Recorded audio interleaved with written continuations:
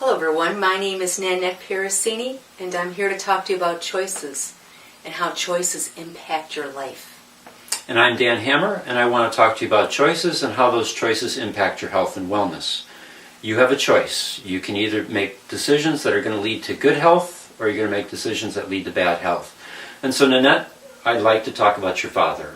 Why don't you explain to everyone what's going on with your father? Thank you so much, Dan.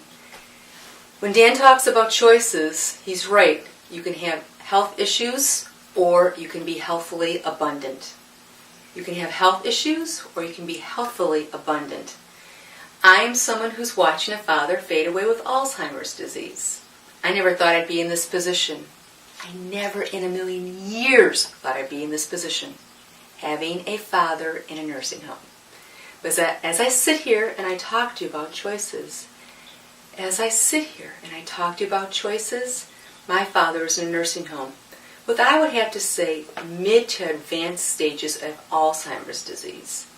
I'd like to believe he didn't take the proactive choices to remain healthy. However, I know I will, without question. Now, how has it impacted you personally? Me personally, I put a career on hold. I made choices to leave the city that I was leaving in and to go back home and to assist my siblings with decisions that needed to be made, both financially as well as legally, on behalf of my father and going forward with his health care. So you left a career and you went back home. So I think that's very admirable for someone to do that for their father and their parents. How has that impacted your whole family structure? As far as how it's impacted the structure is broken right now. It's in threads. We have had to address the financial issues, the legal issues. What to do next is always the question. What to do next? What to do next?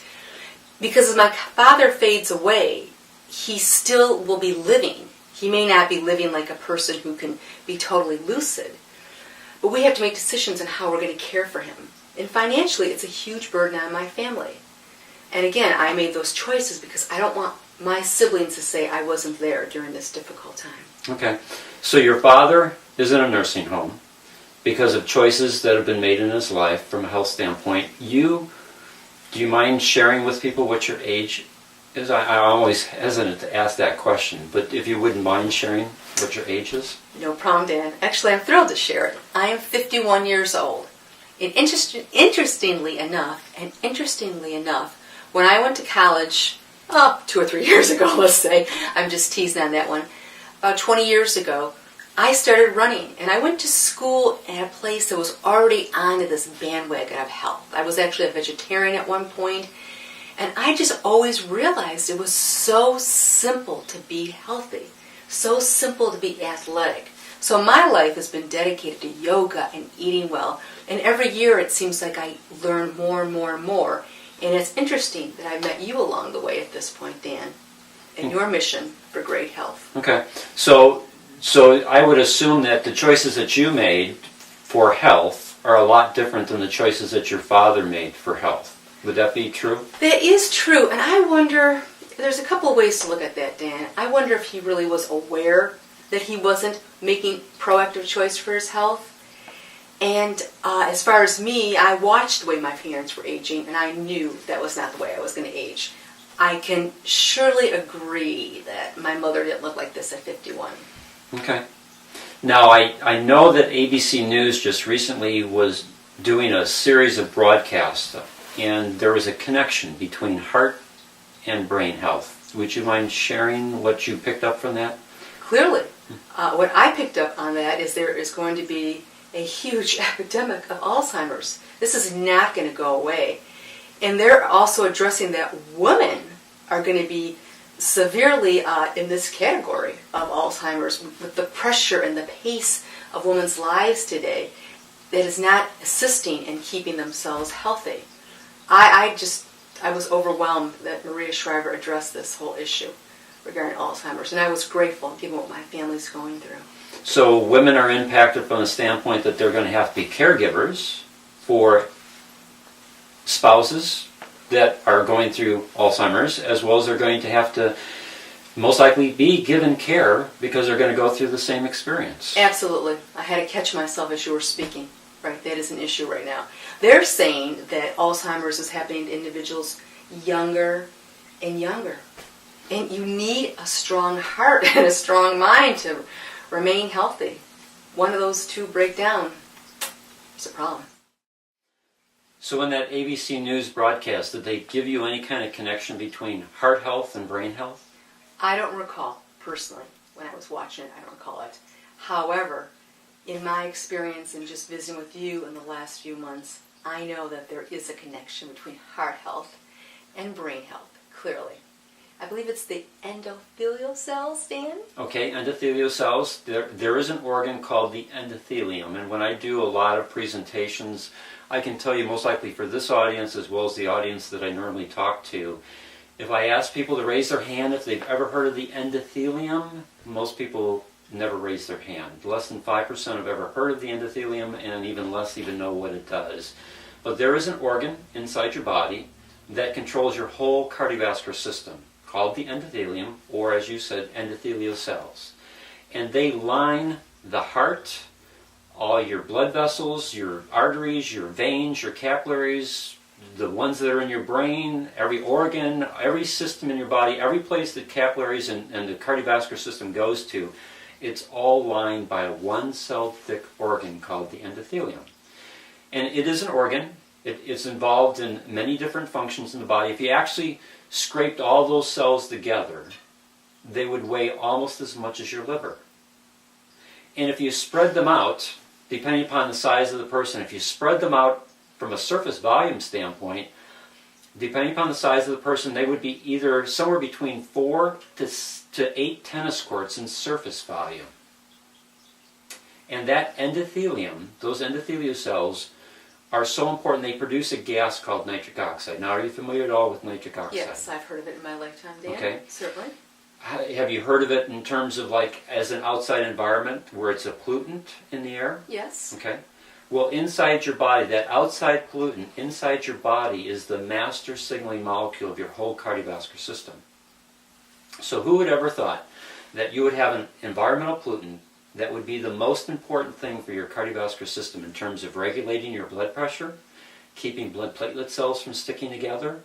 It's involved in your immune system. It's involved in nerve conduction, what's part of memory and cognitive function. It's just having those synapses connect. It's getting proper blood flow to your brain so that you can get proper nutrients and all the other oxygen and nutrients that you would need for proper brain function as well as organ function. So your endothelium, those endothelial cells are critically important. And most people never ever pay any attention to it. It's funny as you talk about this, Dan, and you have mentioned this to me in the past. Every time you talk about this, I listen more and more. And every time my eyes look like they've been glazed over. Because of your knowledge base of this, it's essential. Yeah, they are. They're essential. I work with a lot of people. We'll get into a little bit more of the clinical aspects of properly nourishing and repairing your endothelial cells. But I usually, when I do conversations with people, I usually ask them this question. And it kind of helps to bring home a way for people to kind of grasp what we're talking about. If I gave you a choice between two stock options, okay? And the entry point for those stock options are the same. So it's going to be the same entry point for your stock options. But stock option number 1 is going to pay you a 2% return for the rest of your life. And stock option number 2 is going to pay you a 36% return for the rest of your life. Which of those two stock options would you choose? And again, it's for somebody who's pretty aware, it's really no brainer. I'm going to 36%. Okay, so that's a choice, right? Mm-hmm. It is a choice. So a choice between 2% and 36%, you're going to choose 36%. That is the difference between anaerobic respiration without oxygen versus aerobic respiration without oxygen. If I do anaerobic respiration where oxygen's not present, for 1 unit of glucose, I'm going to get 2 units of energy. And my waste products are going to be something called pyruvic acid that your body changes to lactic acid, which becomes a limiting factor. It changes the pH of the cell or the organ, and so it's detrimental to the function of the organ. The other choice, when oxygen is present, 1 unit of glucose is going to give you 36 units of energy, so 18 times more energy. Plus your waste products are going to be water to hydrate your system, carbon dioxide, which is interesting when it comes back to your lungs, it changes the pH of your lungs, which helps your lungs to actually bind more oxygen to the red blood cells to deliver more oxygen. So what happens is you have two waste products that are not going to be detrimental at all to your organ systems. So you improve circulation. And when you improve circulation, you improve the ability of your body to have higher energy levels. What's your father like in the nursing home? Picture Santa Claus.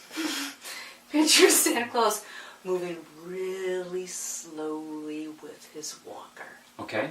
So lack of energy, most likely hardly any focus. Hardly any focus. And I imagine he's on quite a few medications. I would imagine, Dan, that he's being drugged, yes. Mm-hmm. And that's not to be any slap in the face in terms of healthcare providers and what they're doing. It's to say that there are other alternative choices that we can present to people that they can take to their healthcare practitioners and be able to make some other decisions, like more energy with waste products that are not detrimental to the function. And when you improve circulation, when you improve the circulation to your brain, when you improve circulation to your kidneys, to your liver, to all your organs, what happens? You end up feeling better. And you end up functioning better. And those are the choices that we want to try and help people to begin to make, is how to make those kinds of choices that are going to properly fuel and repair your endothelial cells so that they can properly produce nitric oxide, the master signaling molecule of the whole cardiovascular system. It's really incredible when you talk about this, and obviously your knowledge base is extensive. But there's a real passion here, at least for me, to get the word out, clearly. Because I believe if those cells are nourished properly, individuals won't have to go to a nursing home. We don't have to age like our parents. Obviously, we haven't. I know that exercise has been a huge part of your life, and it's been a huge part of my life. And when you're moving, literally moving in sports or being an athlete or just standing on your head in yoga class, you're really living.